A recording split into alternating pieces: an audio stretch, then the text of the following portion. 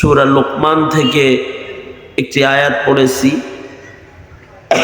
এবং নবী পাকের হাদিসের একটি অংশ আপনাদের সামনে পেশ করেছি। কিছু কথা এগুলোকে সামনে করে আপনাদের সামনে বলা মাকসাদ, আল্লাহ তাআলা কিছু উপকারী কথা আপনাদের কানে পৌঁছানোর তৌফিক দান করেন, আমিন। আমি যে আয়াতটি পড়েছি সূরা লোকমানের আয়াত। লোকমান সূরাটা হযরত লোকমান আলাইহিস সালাতু ওয়াস সালামের নসিহত এই সূরার ভেতরে আছে, যা তিনি তার সন্তানকে করেছিলেন। এই কারণে হযরত লোকমানের আলোচনা যেহেতু এই সূরায় আছে, তাই এই সূরার নামও সূরা লোকমান। আল্লাহর কাছে কতটা পছন্দের কেউ হইলে আল্লাহ তাআলা তাকে চিরস্মরণীয় করে কোরআনে জায়গা দেয়। যাদেরকে আল্লাহ তাআলা বেশি পছন্দ করেন, আল্লাহর ভালোবাসা আল্লাহ তাআলা ওইভাবে প্রকাশ করেন। হযরত লোকমান আলাইহিস সালাতু ওয়াস সালামকে আল্লাহ তাআলা এত ভালোবাসেন যে কিয়ামত পর্যন্ত যত মানুষ আসবে পৃথিবীতে, সব মানুষ লোকমান আলাইহিস সালাতু ওয়াস সালামের কথা অনুসরণ করুক, তার নাম জানুক, লোকমানকে চেনুক, এটা আল্লাহ তাআলা চান। এই কারণে কোরআনের 114 সূরার ভেতরে একটা সূরার নাম দিয়েছেন সূরা লোকমান। এই লোকমান আলাইহিস সালাতু ওয়াস সালামের নসিহত এখানে আছে। লোকমান আলাইহিস সালাতু ওয়াস সালাম দেখতে খুব সুন্দর মানুষ ছিলেন, এই জন্য উনি আল্লাহর কাছে পছন্দের। বিষয়টা এরকম না, বেটে একটা লোক ছিলেন, দেখতে কালো ছিলেন, গোলাম ছিলেন, কিন্তু আল্লাহর কাছে উনি এত পছন্দের হয়েছেন কারণ ওনার ভেতরে গুণ ছিল। আল্লাহ তাআলা তো আল্লাহর পছন্দের বান্দা চয়ন করতে, আল্লাহ তাআলা বান্দার বাহ্যিক অবস্থা দেখেন না, আত্মিক অবস্থা দেখেন।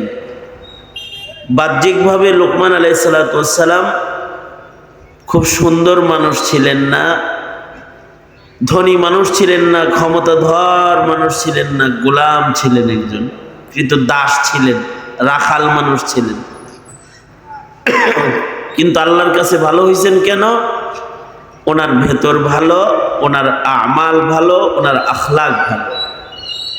আল্লাহর রাসূল বলেন,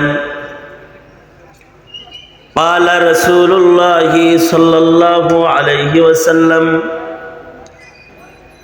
ইন্নাল্লাহা লা ইয়ানজুরু ইলা সুওয়ারিকুম ওয়ালাকিন ইয়ানজুরু ইলা কুলুবিকুম ওয়া আ'মালিকুম। আল্লাহর রাসূল বলেন, নিশ্চয়ই আল্লাহ তাআলা তোমাদের সূরত দেখেন না, আল্লাহ তাআলা তোমাদের আকৃতি গঠন দেখেন না, আল্লাহ তাআলা দেখেন তোমাদের কলব দেখেন, আল্লাহ তাআলা তোমাদের আমল কাটটা কেমন এটা দেখেন। কলব, এটা আল্লাহ তাআলা দেখেন, এবং মানুষের আমল কি এটা আল্লাহ তাআলা দেখেন। যদি দেখতে কুৎসিত হয়, কলব যদি ভালো হয়, তাহলে সে আল্লাহ পাকের কাছে পছন্দের হয়ে যায়।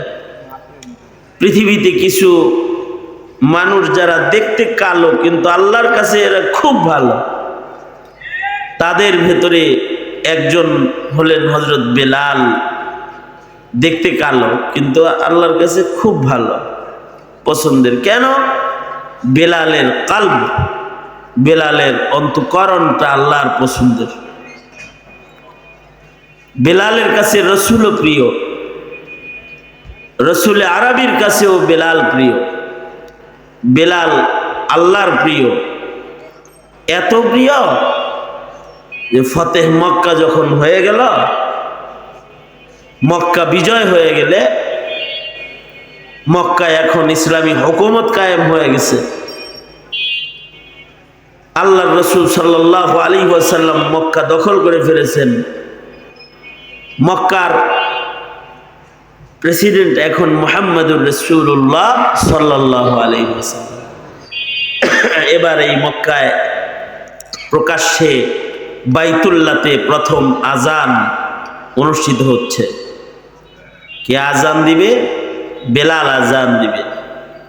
তা আল্লাহর রাসূল সাল্লাল্লাহু আলাইহি ওয়াসাল্লাম, অবশ্য বেলাল কিন্তু মসজিদে নববীর মুয়াজ্জিন, আর মক্কার মুয়াজ্জিন মসজিদুল হারামের মুয়াজ্জিন হলেন আবি মাহজুরা রাদিয়াল্লাহু আনহু, তিনি মসজিদুল হারামের মুয়াজ্জিন। আসল মুয়াজ্জিনের নকল করছে আবি মাহজুরা, এই কারণে উনিও মুয়াজ্জিন, মুয়াজ্জিনের নকল করে মুয়াজ্জিন হয়ে গেছে। আল্লাহর রাসূল সাল্লাল্লাহু আলাইহি ওয়াসাল্লাম মাঠে অবস্থান করতেছিলেন, ওইখানে আবি মাহজুরা ছাগল চড়ায়, বাচ্চারা খেলে। নামাজের সময় হয়েছে, তো বেলাল আজান দিতেছে। তো হযরত বেলাল যখন আজান দিতেছে, আবু মাহজুরা রাদিয়াল্লাহু আনহু তিনিও আজান দিতেছে, একটু ব্যঙ্গ করে আজান দিতেছে। বাচ্চাদের তবিয়ত হলো, বাচ্চারা কিন্তু অনেক সময় আপনি যা বলবেন বাচ্চারা তাই বলবে। যদি কোন যায় আপনি কেমন আছেন, তো বাচ্চাকে কয় আপনি কেমন আছেন। তা আপনি একটা কথা বললেন যে আমি ভালো আছি, ফোনে কইতেছেন আমি ভালো আছি, ও কয় আমিও ভালো আছি। হযরত আবি মাহজুরা রাদিয়াল্লাহু আনহু, বেলাল আজান দিতেছে, তো আবু মাহজুরা তিনিও আজান নকল করে বেলালের মতো আজান দিতেছে।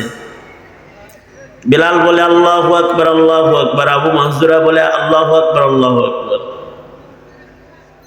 আল্লাহর রাসূল সাল্লাল্লাহু আলাইহি ওয়াসাল্লাম আজান শেষ হয়ে গেলে বাচ্চাদের কাছে গেছেন, যা বললেন এই তোমাদের মধ্যে কে আমার বেলালের নকল করেছো?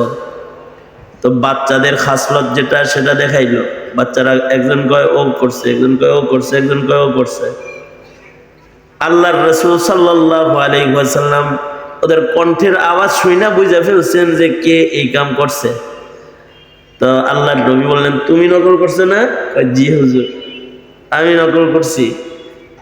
আল্লাহর রাসূল সাল্লাল্লাহু আলাইহি ওয়াসাল্লাম তাকে বললেন আবার তুমি আজান দাও, বেলাল যেমনি দিছে ওইভাবে তুমি আজান দাও। আল্লাহর রাসূল যখন ধরছেন আজান দিতে, আল্লাহর রাসূল সাল্লাল্লাহু আলাইহি ওয়াসাল্লামের সামনে আবু মাহজুরা আজান দিছে। আল্লাহর রাসূল সাল্লাল্লাহু আলাইহি ওয়াসাল্লাম আবু মাহজুরার মাথার চুল ধরছেন, চুল ধরে বললেন যে চলো তুমি মসজিদে হারামের মুয়াজ্জিন হবে, তুমি আজান দিবে। বেলাল মসজিদের নববীর মুয়াজ্জিন, আবু মাহজুরা মসজিদুল হারামের মুয়াজ্জিন। উনি কালেমা পড়ে মুসলমান হয়ে গেছে আবু মাহজুরা, তো নাকি আল্লাহর রাসূল মুয়াজ্জিন বানাইছেন। নবী যে হাত দিয়ে মাথার চুল ধরছেন, ওনার ভেতরে প্রেম এত বেশি আসছে যে আল্লাহর রাসূল ওনার মাথার যে চুলগুলাকে ধরছেন, ধইরা ওনাকে মসজিদে হারামে নিয়ে গেছেন। এই চুলগুলা বড় হইতেছিল, কিন্তু উনি চুলগুলা কাটে না। সবাই বলে কি ব্যাপার আবু মাহজুরা, চুল কাটো না কেন? তোমার এই চুলগুলা লম্বা হইতেছে বেশি। আবু মাহজুরা বলে আমার মাথার এই চুলগুলার ভেতরে হাবিবে কিবরিয়া নবী নিজের হাতে ধইরা আমাকে টান দিছে, এ কারণে এই চুলগুলা কাটতে চাই না। আমি চাই এই চুলগুলা আমার মাথায় থাক, আর এই চুলগুলা লইয়া যদি আমি কবরে যাইতে পারি, তাহলে নবীর হাতের ছোঁয়াওয়ালা চুল কবরে দিলে হয়তো কবরে আযাব হবে না। এই আবু মাহজুরা হইলেন মসজিদুল হারামের মুয়াজ্জিন, কিন্তু মক্কা বিজয় হওয়ার পরে মসজিদে আজান হইতে হবে। কে আজান দিবে? আল্লাহর রাসূল ডাক দিলেন আইনা বিলালুন, বিলাল কই? বিলাল বলে লাব্বাইক ইয়া রাসূলুল্লাহ। আল্লাহর রাসূল বললেন মক্কা বিজয় হয়ে গেছে, এবার মসজিদুল হারামে আজান দাও, কারণ তুমি এই মক্কাতে আল্লাহর নাম উচ্চারণ করলে তোমার কষ্ট দিছে, আজকে তুমি আজান দাও। সাধারণ জায়গায় দাঁড়ায় আজান দিবা না, যাও বেলাল বাইতুল্লাহর ছাদের উপরে দাঁড়াও।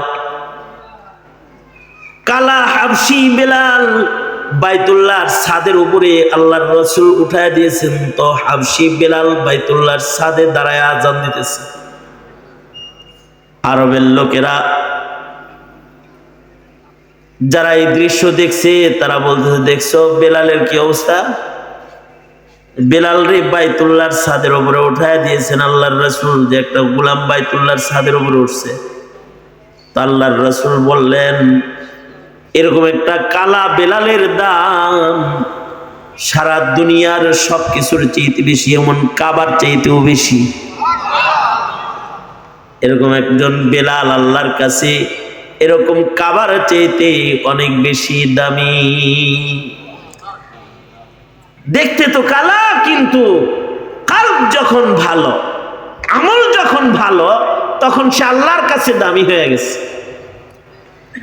এই ইতিহাসের পাতায় বেলাল যেরকম কালো হয়েও অনেক দামি, হযরত লুকমান আলাইহিস সালাতু ওয়াস সালাম ওইরকম গোলাম এবং কালো, কিন্তু আল্লাহর কাছে খুব দামি। কারণ হযরত লুকমানেরও ভেতর অনেক ভালো, আকৃতি ভালো না, গঠন ভালো না, দেখতে খুব সুন্দর না, কিন্তু ভেতর ভালো। ভেতর এত ভালো যে হযরত লুকমানকে ওনার মনিব 12 বছর এক বাগানের ভেতরে ডিউটি দিয়ে রাখছে। উনি বাগান পাহারা দেয়, আমানতদার, বড় মালি, আমানতদার একজন বাগানের রাখাল। হযরত লুকমান এত আমানতদার যে ওনার আমানতদারির কারণে বাগান খালি বড় হইতেছে, খালি বড় হইতেছে। বাগানের মালিকের উন্নতি হইতেছে, কোটি কোটি গুণ বড় হয়ে যাইতেছে ব্যবসা। আজকে মনিব শহর থেকে এই ছোট্ট গ্রামের বাগানটা দেখতে আইছে, এত ইনকাম যে বাগান থেকে হয়, সেই বাগানের ফলগুলা একটু দেখে আসি। তো ওই বাগানে দেখার জন্য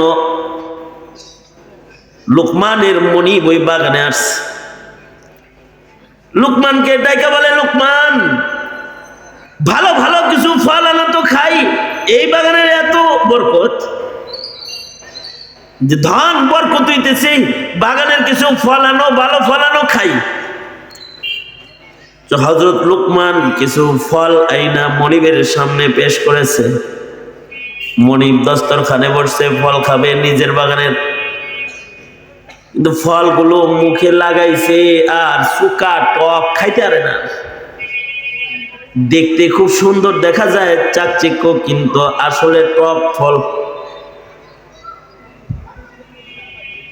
তো মনিব খেপে গেছে যে এতদিন পরে বাগানে আসলাম, বাগানের এত উন্নতি, কি ফলাই না আমার দিলাম, যেটা খাইয়া মুখে দিয়া মুখ নষ্ট হয়ে যায়। লোকমানকে বলে, লোকমান, 12 বছর বইড়া বাগানে থাইকা এই ফলটাই চিনছো? হ্যাঁ। লুকমান আলাইহিস সালাতু ওয়াস সালাম বললেন, মনিব আমার, বাগান পাহারা দিতে আপনি আমাকে 12 বছর ধরে এখানে রাখছেন, আমি আপনার বাগানের পাহারাদার, মুহাফিজ। আল্লাহর জাতের কসম, এই 12 বছরের ভিতরে এ বাগানের কোনো ফল জিহ্বায় লাগায়া চেক করি নাই, খাই নাই আমি। কারণ আপনার বাগান আমার কাছে আমানত, কোনো ফল পইরা থাকলেও সেটা আমি কখনো বিনা ইজাজতে আপনার অনুমতি ছাড়া খাওয়ার হিম্মত করি নাই। আপনার বাগানের একটা ফলের খেয়ানত আমার দ্বারায় কখনো হয় নাই। যেহেতু বাগানের কোনো ফল মুখে লাগাই নাই, আমি কেমনে বুঝবো কোন ফলটা স্বাদ, কোনটা বেস্বাদ? আল্লাহু আকবার কাবীর। এইগুলো আমানতদারি। এই আমানতদারির কারণেই লুকমান এত দামি। আল বিদায়া ওয়ান নিহায়াতে আছে যে আল্লাহ তাআলা হযরত লুকমানকে 2 জিনিস সাধছেন, 2টা জিনিস ওনার সামনে দিয়া বলছেন, তুমি এই 2টার যে কোনো একটা, यानी 1, যে কোনো একটাকে তুমি নিজের জন্য গ্রহণ করো। 2টা নিতে পারবে না, একটা নিবা। দিলাম, সামনে দিলাম 2টা, নিবা একটা। তো হযরত লুকমানের সামনে নবুয়তকে পেশ করেছে, হিকমত জ্ঞান ও বিজ্ঞানকে পেশ করেছে। তো ফাখতার আল হিকমা, লুকমান নবুয়ত নেন নাই, হিকমত নিয়েছেন। এই কারণে কেউ কেউ বলে লুকমান নবীও ছিলেন, কিলা বাযুম মিনাল উলামা, লুকমান নবী ছিলেন, কিন্তু অধিকাংশ উলামায়ে কেরাম বলেন তিনি নবী ছিলেন না, তিনি হিকমত গ্রহণ করেছিলেন। কিন্তু তিনি আল্লাহর কাছে এত প্রিয় ছিলেন যে পৃথিবীতে কোনো কালো মানুষকে আল্লাহ তাআলা নবুয়ত দেন নাই। যত নবী এই দুনিয়ার মাটিতে আসছে সব নবী যার যার যুগের সেরা সুন্দর ছিল, কিন্তু একজন কালো মানুষকে আল্লাহ তাআলা নবুয়ত দিতে চাইছিলেন, তিনি হলেন লুকমান। যদি লুকমান চাইতেন তাইলে নবুয়তি নিতে পারতেন। আল্লাহু আকবার কাবীরা। এত ভালো সে, কি দিয়ে এত ভালো? চেহারা দিয়ে না, ক্ষমতা দিয়ে না, চেয়ার দিয়ে না, অর্থ দিয়ে না, তার আখলাক দিয়া, তার আমাল দিয়া সে আল্লাহর কাছে ভালো। নিজে যেমন ভালো, ওর সে একটা ছেলে হইছে, এটারে ভালো বানানোর জন্য যত রঙের ভালো কথা আছে সব বসে বসে ছেলেরে কয়। বাপ হিসাবে একজন আদর্শ পিতা তিনি। সন্তানকে দামি দামি কথা বলে সবসময় সন্তানকে তিনি নসিহতের উপরে রাখতেন। বর্তমান যুগের বাবারা তো সন্তানদেরকে নিজের হাতে নষ্ট করে লায়। বাপে নিজেকে, নিজের সন্তানকে দাঁড়ায় পেশাব করা শিখায়। আমার চোখের সামনে ঘটনা ঘটছে। আমি চিটাগাং এয়ারপোর্টে নামছি, আমার সাথে একটা বাপ বেটাও নামছে, পিছিয়ে ছেলে হাঁটতে জানে ও নামছে। তা আমি টয়লেটে ঢুকছি, ওই লোক টয়লেটে ঢুকছে। তো বাচ্চাটা ওর মার কাছে সাথে যাবে না, বাপের লাগে যাবে, কি করবে? শেষ বেলায় টয়লেটের গেটের সামনে সন্তান দাঁড়ায় রয়েছে। বাপটা এমন নির্বোধ বাপ যে টয়লেটে ঢুইকা এয়ারপোর্টের ভিতরে দাঁড়ায় পেশাব করবার লাগছে, দাঁড়ায় পেশাব করার জায়গায়, আর সন্তান ছায়া ছায়া দেখতেছে। কিছু কিছু জিনিস আছে, জিনিসগুলা দেখলে আর একজনের করতে মন চায়। কারোর যদি কান চুলকায়, এটা দেখলে আর একজনেরও কান চুলকায়, ঠিক না? হ্যাঁ, মনে করেন আপনি কান চুলকাইতেছেন, তো পাশের জন করবো আমার আর একটা কটন পাট দেন তো ভাই, আমি একটু চুলকাই। কারোর যদি পেশাব ধরে তো পাশের লোক কয় তাই আমিও একটু সাইরা লই। বাপে মুতমার লাগছে, ছেলেরও মতে ধরছে। বাচ্চায় কয় আমি তামাশা দেখতেছি, আমি আবার ওই যে সিরিয়ালে দাঁড়ায় রয়েছি, টয়লেটটা একটা সিরিয়ালে দাঁড়ায় রয়েছে, তামাশা দেখতেছি। ছেলে কয় আব্বা আমিও পেশাব করবো। তোমাকে এখানে কেমনে করাবো? কয় তুমি যেমনে করেছি সেমনে করবো। তুমি কি এটা লাগ পাইবা? মানে এয়ারপোর্টের পেশাবখানা তো পুরুষের আদলে বানানো, মানে বড় মানুষের আদলে বানানো, সে দাঁড়ায় করতে পারবে। ওটার ভিতরে তো এইটুক বাচ্চা দাঁড়ায় করতে পারবো না, ওর তো উঁচা করা লাগবে। তাহলে ওরে এখন ও বায়না ধরছে তুমি যেখানে যেমনে করছো আমি সেখানে সেমনে করবো।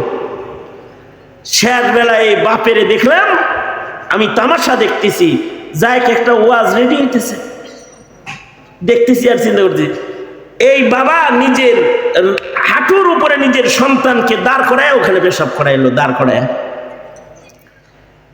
মনে মনে চিন্তা করলাম এটাও বাপ আর লুকমানও বাপ।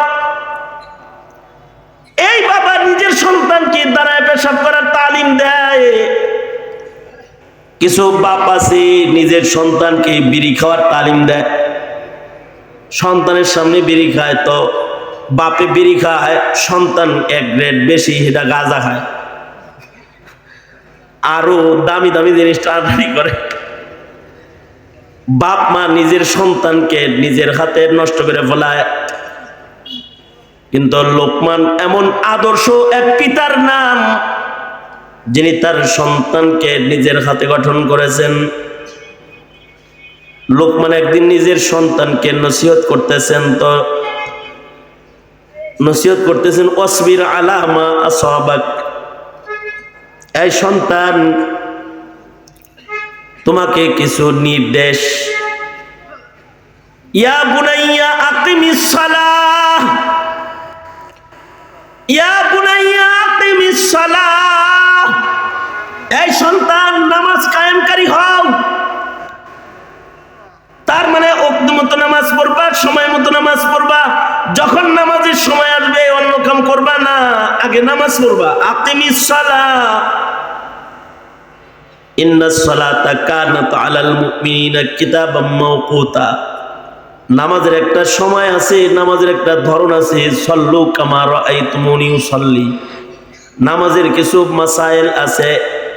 কয়েকবার ঠুকুর ঠাকুর সেজদা দেওয়ার নাম নামাজ না। নামাজ কামেল মুকাম্মাল আল্লাহ পাকের পছন্দের ইবাদতের নাম। যে নামাজের দ্বারায় বান্দা আল্লাহর সবচেয়ে নিকটে চলে যায়, সেজদা দেয়, তো বান্দা রবের সবচেয়ে কাছে চলে যায়। বান্দা যখন আল্লাহর কদমে মাথা লুটায়, তো এ বান্দাটা আল্লাহর সবচেয়ে কাছে চলে যায়। এ নামাজ কিন্তু তাইরে নাইরে করার ইবাদত না, এটা কিন্তু সবচেয়ে জটিল, কঠিন, গুরুত্বপূর্ণ একটা ইবাদত। ইহতিমামের সাথে আদায় করার মতো ইবাদত। কারণ আউয়ালু মা ইউহাসাবু বিহিল আবদু ইয়াউমাল কিয়ামাতিস সালাহ। ময়দানে মাহশরের সবার আগে আল্লাহ তাআলা নামাজের হিসাব নিবি। সুতরাং নামাজ যদি কেউ পড়ে, আল্লাহ তাআলা গ্যারান্টিও দিয়েছে, ইন্নাস সালাতা তানহা আনিল ফাহশাই ওয়াল মুনকার। নামাজ মানুষকে সব কিসমের গুনাহ থেকে বাঁচায় রাখবে। এই কারণে বাপ হইয়া সন্তানকে গুনাহমুক্ত জীবন গঠন করার জন্য আগে নসিহত করতেছে, ইয়া বুনাইয়া আকিমিস সালাহ। এই আমার আদরের সন্তান, আকিমিস সালাহ, নামাজি হও। এখন নামাজি সন্তান করার মেহনত পিতামাতার খুব বেশি নাই। এখনকার বাবা মারা ঘরে যে সন্তান খাইছে কিনা এটা জিজ্ঞাসা, নামাজ পড়ছে কিনা এটা জিজ্ঞাসা না। বাবা গেছে অফিস থেকে আইসে জিজ্ঞাসা করে, আব্বু আব্বু খেয়েছ খেয়েছ, জিজ্ঞাসা করবে। কিন্তু এটা জিজ্ঞাবে না, আব্বু নামাজ পড়েছ, জিজ্ঞাসা না। এটা এখন আর নাই। আগের জমানায় সন্তানদের তারবিয়াত কঠিন তারবিয়াত ছিল। ইতিহাসের পাতায় যত মানুষের নাম স্বর্ণাক্ষরে গেছে, এর পিছনে পিতামাতার অবদান রয়েছে। তারা মেহনত করেছে। অটোমেটিক গাছ লাগায় তুলে গাছ হয় না, ছাগলে খায়। এটারে বেড়া দিতে হয়, বাইন্ধে রাখতে হয়, সোজা বানানোর জন্য পরিচর্যা করতে হয়, সকাল সন্ধ্যা খবর নিতে হয়, পানি ঢালতে হয়, সার দিতে হয়, পরিচর্যা করতে হয়, তারপরে গাছ বড় হয়। খালি বাচ্চা বছরে বছরে একটা করে নিলে হয় না। বাচ্চাকে মানুষ বানানোর জন্য তরবিয়ত দিতে হয়, মেহনত করতে হয়, বাচ্চার সাথে লাগিয়ে থাকতে হয়, বাচ্চাকে আদর্শ শিখাইতে হয়। বাচ্চার সর্বপ্রথম মাদ্রাসা হলো তার বাসা, তার ঘর, তার মায়ের কোল, তার বাবা মা। বাবা মা বাচ্চাকে যেমন করে গঠন করবে, সে তেমন গঠন হবে। যত বাচ্চা আছে তারা ইমানের উপরে জন্মায়, মা বাপ তাদেরকে হয়তো মুমিন বানায়, তাছাড়া মুশরিক বানায়। মা বাপ যদি তরবিয়ত ভালো দেয়, তখন বাচ্চাটা সুন্দর তরবিয়ত পায়। আর মা বাপ যদি তরবিয়ত খারাপ করে লায়, তো সন্তানটার জীবন নষ্ট হয়ে যায়। এই কারণে আদর্শ সন্তান যারা, তাদের পিছনে কিন্তু পিতা মাতার একটা অবদান লাগে। আর এইটা শিখানোর জন্যই সূরা লুকমান। বাইজিদ বুস্তামি রহমাতুল্লাহ আলাইহি নাম শুনছেন, অনেক বড় ওলি ছিল। সাহাবীদের যুগে এরকম বাবা মার কারণে সন্তান বড় হয়েছে। হযরত যায়েদ বাবা মার কারণে বড় হয়েছেন, এত বড় হয়েছেন। হযরত আনাস মায়ের কারণে এত বড় হয়েছেন।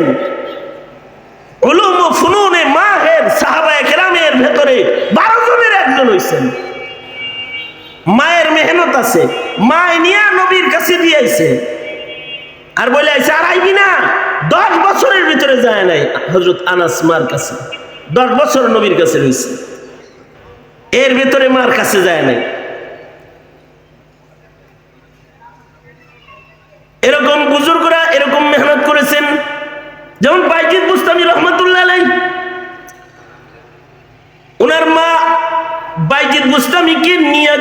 উস্তাদের কাছে যায়া, মাদ্রাসার গেটে যায়া বাইজিদের মা বলতেছে, এই বাইজিদ, তুই আমার সন্তান, তুই আমার আখেরাতের ধন, দুনিয়ার ধন না, তোর কারণে জান্নাতে যাবো, তোর কারণে আল্লাহ সন্তুষ্টি। এই যে যে বাচ্চাগুলার মাথায় পাগড়ি দেওয়া হইলো, ওরা মা বাবার আখেরাতের ধন।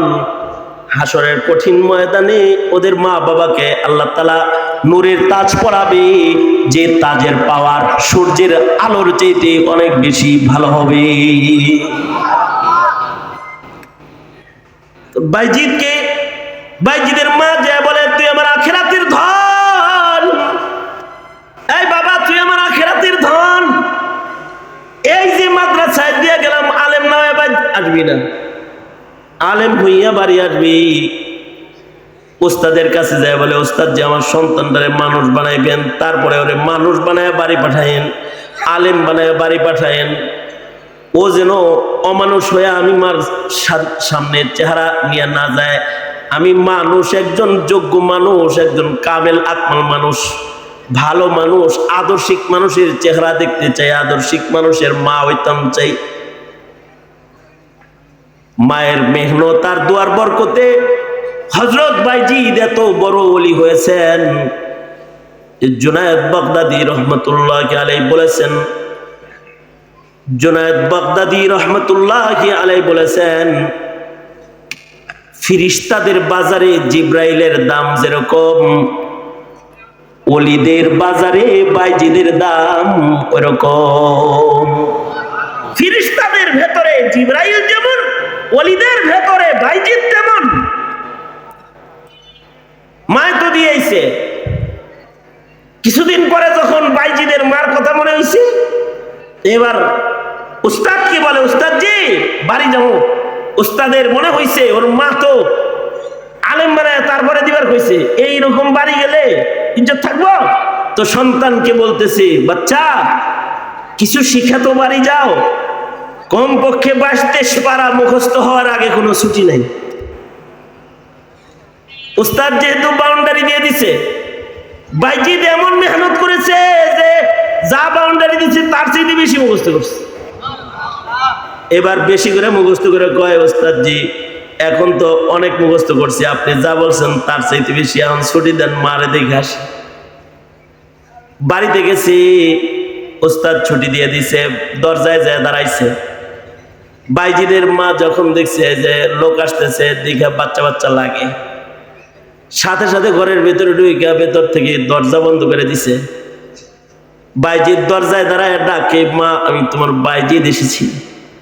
মা ভেতর থেকে জবাব দেয়, না না তুমি আমার বাইজিদ না, আমার বাইজিদ তো আলেম না হয়ে বাড়ি আসার কথা না। বাইজিদ মনে মনে ভাবলো, মা বুঝি অভিমান করেছে, কিছু সময় দাঁড়ায় থাকি, দরজা একাই খুলবে। বাইজিদ দাঁড়ায় মা মা ডাকে, কিন্তু বারবার বলে, কে হে আমার দরজায় বসে আছো? আমার বাইজিদের জায়গায় দাঁড়ায় দাঁড়ায় আমারে মা মা বলে ডাকবার লাগছো। যাও, তুমি আমার বাইজিদ না, আমার বাইজিদ আলেম না হইয়া আমার দরজায় আসার কথা না। যাও, আমাকে ডিস্টার্ব দিও না, আমার দরজার থেকে চলে যাও। বাইজিদ বুঝে ফেলেছে মা আমার আলেম না হইয়া ঘরে আসলে চেহারা দেখবে না। সেই যে বাইজিদ গেছে, আর এক যুগের ভেতরে বাড়ি আসে নাই। আলেম হয়েছে, হাফেজ হয়েছে, আলেম হয়েছে, মুহাদ্দিস হয়েছে, ফকিহ হয়েছে, মুফাসসির হয়েছে। এবার উস্তাদ রে কয়, উস্তাদ বাড়ি যাওয়ার সময় আমার হয়েছে নি? কয় হয়েছে। কবে যাব? কয় আগামীকালকে সকাল বেলায় তোমাকে ইলমের দস্তার পেঁচাবো, পাগড়ি পেঁচায় দিব, পাগড়ি পয়রা বাড়ি যায় বলবা এই যে ইলমের দস্তার আমার উস্তাদ আমাকে দিয়ে দিছে মা। তাহলে তোমার মা তোমার লগে কথা বলবে। বাইজিদের মাথায় সকাল বেলায় ইলমের দস্তার দিবি, আর বাইজিদকে আলেম হিসেবে বাড়ি পাঠায় দিবি। পাগড়ি খরিদ করে আনা হয়েছে। রাতের বেলায় উস্তাদে স্বপ্নে দেখতেছে মদিনার মরুদুলা হাবিবে কিবরিয়া মুহাম্মাদুর রাসূলুল্লাহ সাল্লাল্লাহু আলাইহি ওয়াসাল্লাম স্বপ্ন যোগে এসে উস্তাদকে বলতেছে, আমার বাইজিদকে শুধু ইলমের দস্তার পড়াইলে হবে না, ওকে সকালবেলায় খেলাফত দিবা, মারিফতের দস্তারটাও ওকে দিয়ে দিবা। কারণ ও শুধু আলেম না, ও আরেফ হয়ে গেছে। নবীর সুপারিশে উস্তাদের সকালবেলায় ইলমের পাগড়ি পড়াইছে, মারিফতের পাগড়িও পড়াই দিছে। এবার উস্তাদের কাছ থেকে বিদায় নিয়ে বাইজিদ যখন বাড়ি গেছে, যায় দেখে মা, তার বৃদ্ধা মা বিছানায় পড়ে গেছে, অসুস্থ বদনে বিছানায় পড়ে থাকে। মায়ের কাছে গেছে, যা দেখে অসুস্থ মা বিছানায় পড়ে আছে। বাইজিদ যা বলে, মা আমি আপনার বাইজিদ আসছি, জি ইলম মারিফতের পাগড়ি আমার মাথায় আছে মা। এবার মায় কয়, বাইজিদ আমারে ধর, আমারে বসা দে, একটু পানি আন, আমারে ওযু বানায় দে, আমি একটু শুকরিয়ার নামাজ পড়ি। যে একটা আলেম সন্তানের চেহারা আল্লাহ আমাকে দেখাইছে। বাইজিদ নিজের মাকে ওযু বানাইবার জন্য পানি এনে দেয়, সুন্দর করে ওযু করায়া মাকে কিবলা রূপ করে দিলে বাইজিদের মা সেজদায় পড়ে আল্লাহরে কয়, আল্লাহ মনের আশা ছিল আলেম সন্তানের চেহারা দেখা, এখন যদি তুমি আমারে বাঁচায় রাখো তাহলে আমার এই সন্তান দিয়ে দুনিয়ার ফায়দা লইতে হইব, আমার খেদমত নিতে হইব, আমি অসুস্থ বৃদ্ধার খেদমত করবে আমার সন্তান। যদি আমি অসুস্থ রোগীর খেদমত আমার সন্তান করে, তোমার দিনের খেদমত কে করবে? ওগো আল্লাহ, আলেম সন্তান দেখার ইচ্ছা ছিল, দেখছি, এবার তোমার কাছে আমাকে ডাইক্কা লয়ে যাও। এই সন্তান দিয়ে দুনিয়ার কাজ করতে চাই না, আখিরাতের ফায়দা চাই। দোয়াটা কইরা সেজদায় পড়ে আল্লাহরে ডাক দিতে দেরি হয়েছে। বাইজিদের মা আল্লাহর জান্নাতে যাইতে দেরি হয় নাই, সেজদার ভিতরে কালেমা পড়তে পড়তে ইন্তেকাল করেছে। এই জন্য মা বাবার মেহনত থাকতে হয়, মা বাবার মেহনত ছাড়া সন্তান গঠন হয় না। লুকমান আলাইহিস সালাতু ওয়াস সালাম সন্তানের জন্য মেহনত করেছেন। সন্তানরে বুঝায় বুঝায় বলতেন, ইয়া বুনাইয়া আকিমিস সালাহ, ইয়া বুনাইয়া আকিমিস সালাহ ওয়া'মুর বিল মা'রুফ ওয়ানহা আনিল মুনকারি ওয়াসবির আলা মা আসাবাক ওয়াসবির আলা মা আসাবাকা ইন্না যালিকা মিন আজমিল উমুর। বাপ হয়ে সন্তানকে বলতেছে, সন্তান তোমার জীবনের কিছু পণ প্রতিজ্ঞা থাকবে, পণ কিছু জীবনের পণ। ওই যে কয় পণ করেছি, পণ সকালে পণ কি? সকালে উঠিয়া আমি মনে মনে বলি, সারাদিন আমি যেন ভালো হয়ে চলি, আদেশ করেন যাহা বর গুরুজনে, আমি যেন সেই কাজ করি ভালো মনে। ছোটবেলায় পণ শিখায়, লুকমানেও পণ শিখাইতেছে। লুকমানের পণটা কত আদর্শিক পণ, আরো সুন্দর। যে এই সন্তান তোমার জীবনের পণ হবে, জীবনে কোনোদিন নামাজ ছাড়বা না। ইন্না যালিকা মিন আজমিল উমুর, জীবনে নামাজ ছাড়বা না, এটা তোমার জীবন পণ। ওয়া'মুর বিল মা'রুফ, মানুষকে ভালো কাজের আদেশ করবে, এটা তোমার জীবন পণ। ওয়ানহা আনিল মুনকার, অন্যায় দেখলে তুমি দাঁড়িয়ে যাবে। এই ভালো কাজ তো করো, কিন্তু আকাম যখন হয় তখন তো মুখ খুলো না। হ্যাঁ, আকাম কুকাম ঠেক দিবা না। কয় হুজুর আমি কোনো ব্যয় বেজালে নাই, নিরিবিলি দিন কাটাই, দিনে আনি দিনে খাই, এবার বন্দি করে চুপচাপ হাঁটতে যাই। হেই মিয়া, খালি এই চুপচাপ হাঁটবার কইছে আল্লাহ? আপনার সামনে জেনা হয়, আপনি নরেন চড়েন না। আপনার সামনে মদের লাইসেন্স বারবার হয়, আপনি নরেন চড়েন না। আপনার সামনে স্কুল ধর্মশূন্য হয়ে যায়, আপনি নরেন চড়েন না কেন? জীবনের পন্থ ওয়া'মুর বিল মা'রুফ ওয়ানহা আনিল মুনকার, অন্যায়কে নিষেধ করতে হবে, আর মুসিবতে সবর করতে হবে। এগুলো মানুষের জিন্দেগির জীবন পণ। বাপ হয়ে সন্তানকে পণগুলো শিখাচ্ছেন, এটা হলো আদর্শ বাপ। তা আমরা যারা আছি আমাদেরকে আল্লাহ তাআলা আদর্শ পিতা হওয়ার তৌফিক দান করুন, আমিন বলেন। আওয়াজ করে জোরে বলেন, আল্লাহ আমাদেরকে আদর্শ পিতা হওয়ার তৌফিক দান করুন, আমিন। আদর্শ পিতাদের কাজ সন্তানকে দিন শিক্ষা দেওয়া, সন্তানকে ভালো কাজ শিক্ষা দেওয়া, সন্তানকে গুনাহের পরিচয় দিয়ে দেওয়া। আদর্শ পিতার মতো কিছু ভূমিকা আমাদেরকে আল্লাহ তাআলা রাখবার তৌফিক দান করেন প্রজন্ম গঠনে। এইটাই আমার আজকের সংক্ষিপ্ত নসিহাতের সামারা। আল্লাহ তাআলা যা বলছি এর থেকে পিতৃজীবনের কিছু আদর্শ যা আল্লাহর পছন্দ, ওগুলোকে আপনায় নেওয়ার তৌফিক আল্লাহ দান করেন। আমিন। ওয়া আখিরু দাওয়ানা আলহামদুলিল্লাহি রাব্বিল আলামিন। আল্লামা জুনায়েদ আল হাবিব সাহেব দাওয়াত বরকাতুহু চলে এসেছেন, হযরত বয়ান করবেন ইনশাআল্লাহ। আখিরি মুনাজাত করে সবাই যাবেন। আসসালামু আলাইকুম।